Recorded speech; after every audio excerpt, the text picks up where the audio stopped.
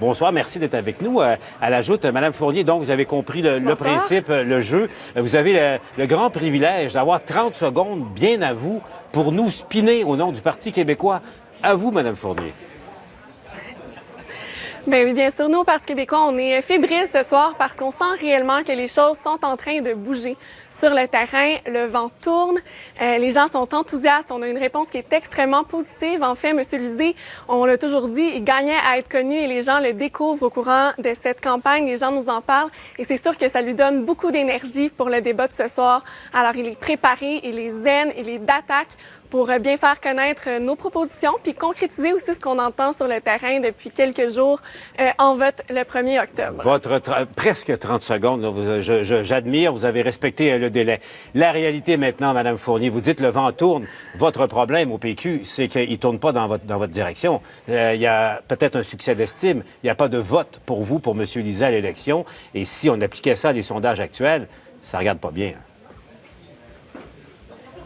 Au contraire, dans les derniers sondages, on voit aussi depuis le début de la campagne qu'il y a une remontée, c'est vrai, une remontée peut-être un peu tranquille du Parti québécois, mais on sent qu'il y a de plus en plus d'indécis, en fait, qui penchent vers le Parti québécois. Nous, on l'entend à tous les jours. Il y a des gens qui pensaient voter pour la CAQ, par exemple, au début de l'élection, qui voient bien que M. Legault là, souffre d'un déficit de crédibilité et voient que M. Lisée est vraiment a la stature d'un homme d'État et le premier ministre en attente pour le 1er octobre. Alors nous, on a confiance qu'avec ce dernier débat aussi, ça va venir concrétiser justement ce qu'on entend partout sur le terrain. Alors nous, on est très zen, on est confiants pour la suite. Madame Fournier, avant de vous laisser, donc vous dites, vous gagnez, vous le dites, là, vous gagnez des votes selon vous de la CAQ, des sympathisants péquistes qui lorgnent à la CAQ, ça revient chez vous. Votre problème, vous en perdez vers Québec solidaire. Qu'est-ce que vous allez faire pour arrêter ça?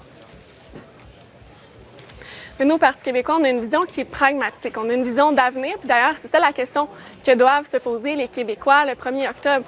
De quel Québec rêvent-ils? Quelle vision veulent-ils avoir pour leurs enfants, pour leurs petits-enfants? Nous, on apporte des solutions concrètes qui vont faire une différence dans la vie des Québécois. On veut avoir un gouvernement dont on sera enfin fier après 15 années de gouvernance libérale. Donc, il est temps pour du changement, mais un changement qui est positif. Et nous, on a confiance qu'on va être capable de rallier l'ensemble des tendances derrière le Parti québécois. Avant de vous laisser, Mme Fournier, Jean-François Lisée disait que le grand défi qu'il s'est donné dans cette campagne, c'est de convaincre les gens qui nous écoutent de vouloir aller prendre une bière avec lui. Pensez-vous vraiment que les gens ont le goût de le faire? Bien, tout à fait.